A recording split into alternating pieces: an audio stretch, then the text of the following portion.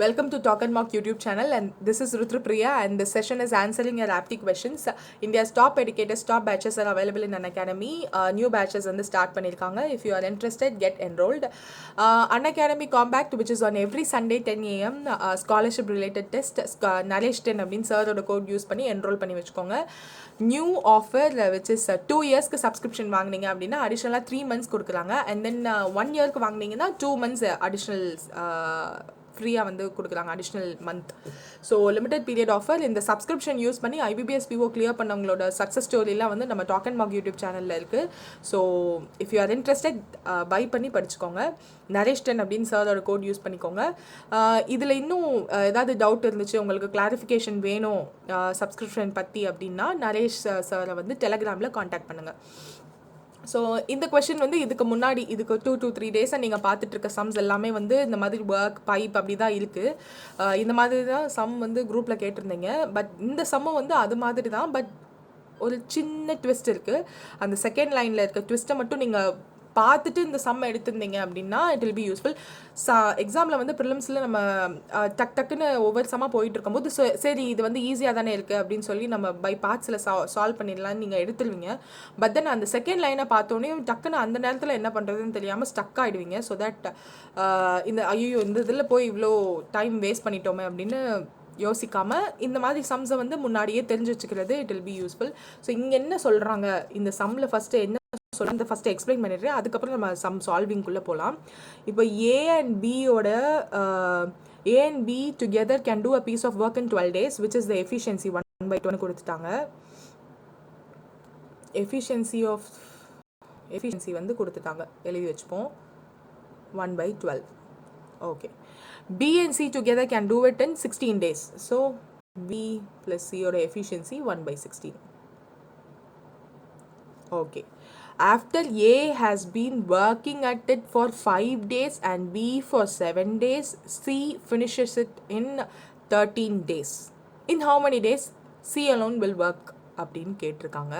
இது வந்து ஃபர்ஸ்ட் கொஞ்சம் லாஜிக்கலாக திங்க் பண்ணுற மாதிரி இருக்கும். ஃபர்ஸ்ட் வந்து ஒரு நாள் லைன் மாதிரி போட்டு வச்சுக்கிறோம் ஸோ தட் கோடை கவுண்ட் பண்ணுறதுக்கு ஈஸியாக இருக்கும். ஸோ ஃபர்ஸ்ட் வந்து ஏ ஆரம்பிக்கிறாங்க, 2 3 4 5 days ஒர்க் பண்ணுறாங்க. 5th டேயோட ஏவோட வேலை முடிஞ்சிருச்சு. பட் தென் பி எத்தனை நாள் ஒர்க் பண்ணுறாங்க? 7 days ஒர்க் பண்ணுறாங்க. ஸோ தட் 5 days வந்து ஏ ப்ளஸ் பி வந்து ஏவோட ஒர்க் பண்ணியிருப்பாங்க. ரிமைனிங் இருக்க அந்த 2 days வந்து பி ப்ளஸ் சி, பி வந்து சியோட ஒர்க் பண்ணியிருக்காங்க. ஸோ தட் இங்கேருந்து ஆரம்பிக்குதா, சி வந்து 13 days ஃபினிஷ் பண்ணியிருப்பாங்களா. இங்கே 1, திஸ் இஸ் 2 3 4 5 6 7 8 9 10 11 12 13. இந்த 2 நாள் மட்டும்தான் பியும் சியும் ஒர்க் பண்ணியிருப்பாங்க. ஏன்னா பியோட ஒர்க் வந்து 7 days வரையும் தான். ஸோ ஸ்டார்டிங்லேருந்து பார்க்கும்போது பி அண்ட் சி வந்து பி வந்து 7 days தான் ஒர்க் பண்ணியிருக்கணும். ஸோ தட் எக்ஸ்ட்ரா இருக்க அந்த 2 days மட்டும்தான் பி வந்து சியோட ஒர்க் பண்ணியிருப்பாங்க. மிச்சம் இருக்க 11 days வந்து சி தனியாக தான் ஒர்க் பண்ணியிருப்பாங்க. அதைத்தான் மொத்த ஒர்க் சி வந்து தனியாக ஒர்க் பண்ணால் எவ்வளோ ஆகும் அப்படின்றது தான் அவங்க கேட்டிருக்கதே. ஸோ தட் இப்போது தெளிவாக சொல்லணும் அப்படின்னா 1 2 3 4 5 ரீசனிங்கில் உள்ள நம்பர் சீரீஸ் மாதிரி நினச்சிக்காதீங்க. ஸோ தட் ஒரு இது முடிச்சதுக்கப்புறம் அடுத்ததுலேருந்து தான் கேல்குலேட் பண்ணணும் அப்படின்னு இருக்கும். இது அப்படி கிடையாது. ஸோ ஃபர்ஸ்ட் 5 days வந்து ஏ ஒர்க் பண்ணுறாங்க, பட் பி வந்து 7 days ஒர்க் பண்ணுறாங்க. ஸோ தட் 6 and 7 இதுதான் 7th day. அப்போது 5 days வரையும் ஏவும் பியும் ஒர்க் பண்ணுறாங்க. ஸோ ஃபர்ஸ்ட் 5 days வந்து ஏ ப்ளஸ் பி. இந்த 2 நாள் பிக்கு வந்து இன்னும் 2 நாள் இருக்குது. அந்த 2 நாள் வந்து சியோட ஒர்க் பண்ணுறாங்க. ஸோ தட் அந்த ரிமைனிங் சி வந்து 13 days ஒர்க் பண்ணணும். இங்கே ஆல்ரெடி வந்து சிக்கு வந்து 1 2 போயிடுச்சு. ஸோ 3 4 5 6 7 8 9 10 11 12 13. ஸோ ரிமைனிங் இருக்க இந்த 11 days வந்து சி தனியாக தான் ஒர்க் பண்ணணும். ஸோ இதுதான் கான்செப்ட். இந்த செகண்ட் லைனோட கான்செப்ட் வந்து உங்களுக்கு புரிஞ்சிருச்சு அப்படின்னா it will be easy for you to solve the some. இது புரிஞ்சிருச்சு அப்படின்னாலே நீங்கள் சம் சால்வ் பண்ணுறது ஈஸி ஆகிடும். ஸோ இப்போ வந்து ஏ ப்ளஸ் பியோட எஃபிஷியன்சி 1/12. பி இதை எழுதி வச்சுக்கலாம், மேலே இருக்குல்ல அதை வச்சு தெரிஞ்சுக்கலாம். ஸோ 5 டேஸ்க்கு வந்து A + B ஒர்க் பண்ணுறாங்க. நம்ம அந்த நான் வேணா இங்கே எழுதி வைக்கிறேன். 2 3 4 5 டேஸ்க்கு A + B, 2 டேஸ்க்கு B + C, அதுக்கப்புறம் இருக்க 11 டேஸ்க்கு வந்து C மட்டும்தான். அப்போ நம்ம ஃபார்முலா சம் சால்வ் பண்ணும்போது எப்படி எழுதுவோம்? A +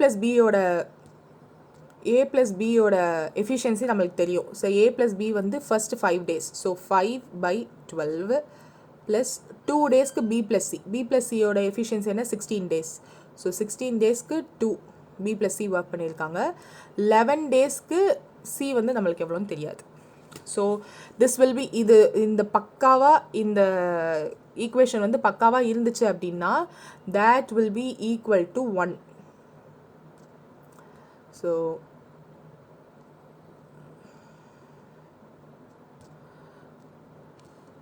this will be equal to 1. அப்போது இதை சால்வ் பண்ணால் நம்மளுக்கு ஆன்சர் கிடச்சிரும். பட் இது ரெண்டையும் சால்வ் பண்ணும்போது 48 அப்போ into 4 into 3, so 20 plus 6 plus 11 by x is equal to 1. So 11 by x is equal to 1 minus 26 இது வந்து 26 ஆகிடும். ஸோ தட் நம்ம கேன்சல் பண்ணோம் அப்படின்னா இதுவே வந்து ஓகே கேன்சல்லாம் பண்ண வேணாம், இப்படியே வச்சுக்கலாம். 22/48 வரும், which is equal to